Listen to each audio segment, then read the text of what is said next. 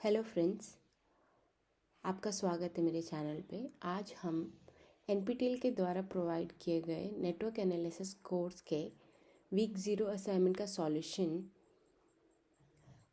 जो कि आईआईटी खड़गपुर द्वारा ऑफर किया गया है मेरे चैनल पे देखेंगे।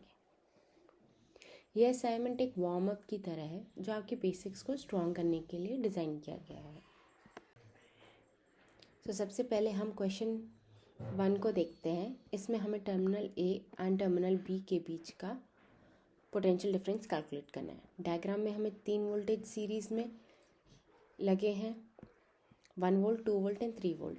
अगर आप ध्यान से देखेंगे तो 2 वोल्ट वाले सोर्स की पोलैरिटी बाकी दोनों से अलग है, इसलिए जब हम टोटल वोल्टेज कैलकुलेट करेंगे तो 2 वोल्ट को सब्ट्रैक्ट करेंगे। कैलकुलेशन कुछ इस तरह से होगी। 1 वोल्ट पॉजिटिव, बिकॉज यहाँ जो 1 वोल्ट है वो वोल्टेज राइज हो रहा है। यहाँ पे 2 वोल्ट में वोल्टेज ड्रॉप हो रहा है, so we will make it negative. And 3 volt में अगेन वोल्टेज राइज हो रहा है, तो 3 volts. So total voltage VAB calculation के बाद हमें फाइनल आंसर 2 वोल्ट मिलेगा। इसके बाद क्वेश्चन नंबर 2 में हम करंट I को कैलकुलेट करेंगे। यहाँ पर नोड ए पर हम KCL अप्लाई करेंगे।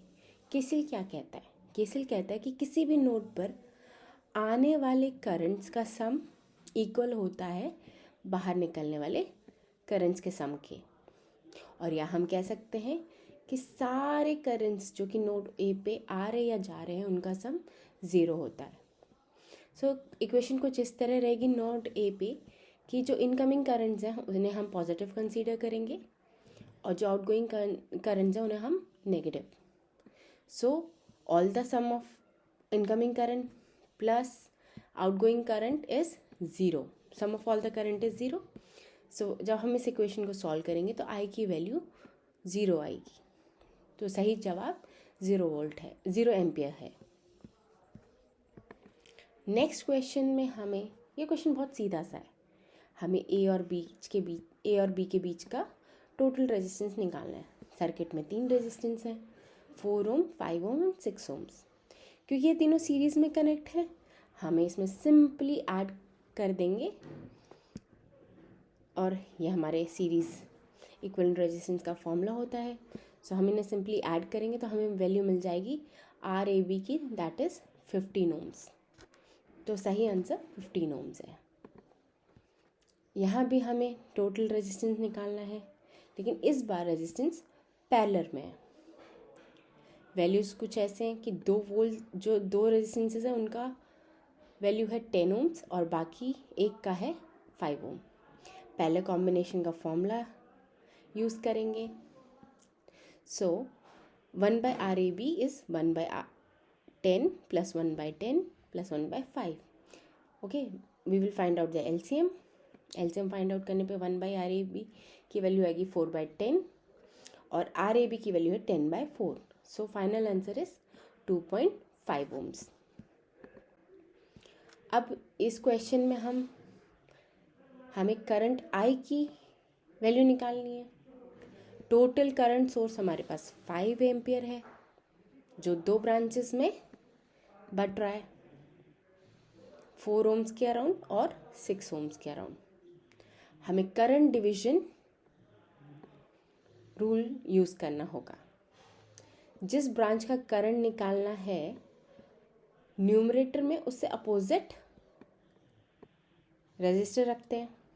ओके, सो फाइनली हमारा फॉर्मूला क्या होगा? I, जो कि हमें 6 ओम्स में निकालना है, उसके अपोजिट में हमारा 4 ओम है। सो न्यूमरेटर में 4 ओम्स आ गया, sum of both the resistances and source current. So when we will calculate this equation, current I की वैल्यू 2 एम्पियर्स आएगी हमारे पास। अब वोल्टेज डिवीजन रूल यूज़ होगा इस क्वेश्चन में। यहाँ हमें वोल्टेज VAB फाइंड करना है, ओके, जो कि 2 ओम्स के अराउंड है। टोटल वोल्टेज सोर्स में हमारे पास 4 वोल्ट्स है, रेजिस्टेंस सीरीज़ में है, तो टोटल वोल्टेज जो है वो डिवाइड हो जाएगी दोनों रेजिस्टेंस के बीच में। तो यहाँ पे हम वोल्टेज डिवीजन रूल लगाएंगे। फॉर्मूला इस हिसाब से होगा कि VAB is equals to source voltage into जिस रेजिस्टेंस के अक्रॉस हमें वोल्टेज निकालना है divided by sum of all the resistances. Okay, now when you will solve it, you will get 4 into 2 by 5, and when you will solve this equation you will get 1.6 volt. So final answer हमारा है 1.6 volt. Next question अब देखते हैं हम question 7 जो कि theory KCL और KVL पे बेस्ड है. यह एक कॉन्सेप्चुअल क्वेश्चन है जिसमें सही स्टेटमेंट सेलेक्ट करनी है. ऑप्शन ए कहता है sum of current entering a node is 0. ये बिल्कुल सही है. इसमें हमें केसीएल से हमें पता लगा है ये स्टेटमेंट. ओके, और स्टेटमेंट सी कहता है कि sum of voltage in a loop is 0. ये भी सही है. ये हमें केसीएल केवीएल के थ्रू आइडेंटिफाई हुआ है. So both the statement A and C are correct. अब आने वाले तीनों क्वेश्चन 8, 9 एंड 10 एक ही सर्किट पे बेस्ड है. सर्किट में 10 वोल्ट सोर्स में है, 2.6 ओमेगा सीरीज़ में है और 4 और 6 पैरेलल में है. ओके, सबसे पहले हमें टोटल करंट कैलकुलेट करना है जो कि 10 वोल्ट के थ्रू डिलीवर करा जा रहा है. फिर हमें कैलकुलेट करनी पावर जो कि 4 ओम के अक्रॉस डिसिपेट होगी. एंड थर्ड हमें कैलकुलेट करनी है total power delivered by our source.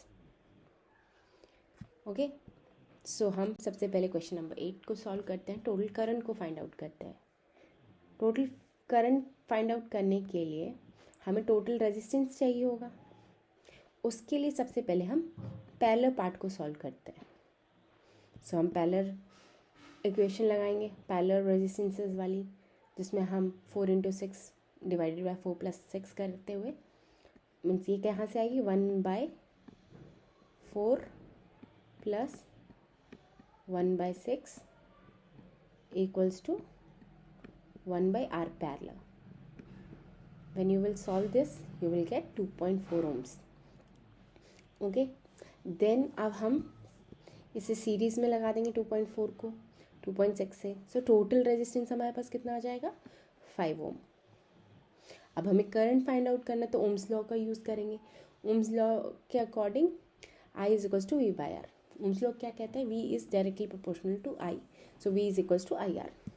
Okay, so हम I की वैल्यू कैलकुलेट कर लेंगे, that is 2 amperes. Next question 9 में हमें पावर डिसिपेट अक्रॉस 4 ohms कैलकुलेट करना है कि 4 ohms में कितनी पावर डिसिपेट हो रही है ये निकालना है. पहले हम करंट डिवीजन रूल लगाएंगे इसमें. Okay, so that we can find out the current across 4 ohms. So उसके लिए हम total current similar method we will use. Opposite current जो है अपोजिट रेजिस्टेंस है उसको लेंगे हम न्यूमरेटर में sum of all the resistances. So we will get the current across 4 ohm. अब हमारे पास करंट की वैल्यू है, रेजिस्टेंस की वैल्यू है. सो हम पावर कैलकुलेट कर सकते हैं 4 ohm रेजिस्टेंस के across. So which will be 5.76 watt. Then हमें कैलकुलेट करना है हमारे सोर्स के थ्रू प्रोवाइडेड टोटल पावर कि सोर्स कितनी टोटल पावर डिलीवर कर रहा है. इसके लिए हम टोटल वोल्टेज और टोटल रेजिस्टेंस यूज़ कर सकते हैं. ओके, और इवन हमारे पास करंट की वैल्यू भी जो हमने क्वेश्चन 8 में सॉल्व करी है. सो अगर हम देखें तो टोटल पावर जो है दोनों मेथड से निकल सकते हैं. हम वोल्टेज इनटू करंट करेंगे, then also it is 10 watt. And अगर हम टोटल रेजिस्टेंस का यूज़ करते हैं then also it will be 20 watt. So answer is 20 watt. Okay, next हमारा है क्वेश्चन 11 में एक कैपेसिटर गिवन है जिसकी वैल्यू है 5 मिली फैरेड एंड 2 इलेक्ट्रोड्स हैं हमारे पास जिन पे चार्जेस हैं 10 मिली कूलम्स एंड -10 मिली कूलम्स. हमें दोनों इलेक्ट्रोड्स के बीच का जो पोटेंशियल डिफरेंस है वो फाइंड आउट करना है कैपेसिटर के. ओके, सो एज जैसे हमें पता है कि कैपेसिटर क्या है, स्टोर करता है energy in electric field. Voltage across जो होता है कैपेसिटर में वो डायरेक्टली प्रोपोर्शनल होता है चार्जेस जो उसके अंदर स्टोर है. Okay, so we will use this equation for voltage calculation. V is equal to Q by C. C is capacitance value. Okay, and the charges are 10 millicoulomb. When we will put in this equation, total voltage की value आएगी 2 volts. अब next question में यहाँ भी हमें एक capacitor given है जिसकी वैल्यू 50 मिली हेनरी. अब इस कैपेसिटर के अक्रॉस भी हमें वोल्टेज निकालना है. हमारे पास करंट चेंज का रेट गिवन है 5 milli ampere per second. Okay, induction voltage का फॉर्मूला ये होता है. इसमें हम V कैलकुलेट करने के लिए L di/dt करेंगे. ओके, सो हमारे पास गिवन है changing rate 5 milli ampere by S और L की वैल्यू भी गिवन है. सो हमारा वोल्टेज कितना हो जाएगा 2.5 मिली वोल्ट्स. नेक्स्ट एक डायरेक्ट थ्योरी क्वेश्चन है. एक इंडक्टर L का कॉम्प्लेक्स इम्पिडेंस फ्रीक्वेंसी F पर क्या होता है. हम जानते हैं इम्पिडेंस XL क्या होता है, J ओमेगा L होता है. ओमेगा की वैल्यू क्या हो गई यहाँ पे 2 पाई F. तो सही फॉर्मूला बनेगा J 2 pi F L. Okay, so our correct answer is B. Next, इस क्वेश्चन में कैपेसिटर C का complex impedance angular frequency omega पर पूछा है. इसका स्टैंडर्ड फॉर्मूला होता है जो है हमारे पास 1/J ओमेगा C. अगर आप J का न्यूमरेटर में ले जाएं तो यह बन जाता है -J/ओमेगा C. इसका करेक्ट ऑप्शन होगा हमारे पास C. ओके, लास्ट क्वेश्चन में हमें वोल्टेज और करंट का ग्राफ देखना है. ग्राफ में देखेंगे तो वोल्टेज का पीक जो है पहले आ रहा है करंट के पीक से. इसका मतलब है वोल्टेज आगे चल रहा है. सही स्टेटमेंट है, voltage is leading the current. So option B सही है. सो इसी के साथ हमारा असाइनमेंट वीक 0 का सॉल्यूशन पूरा होता है नेटवर्क एनालिसिस का.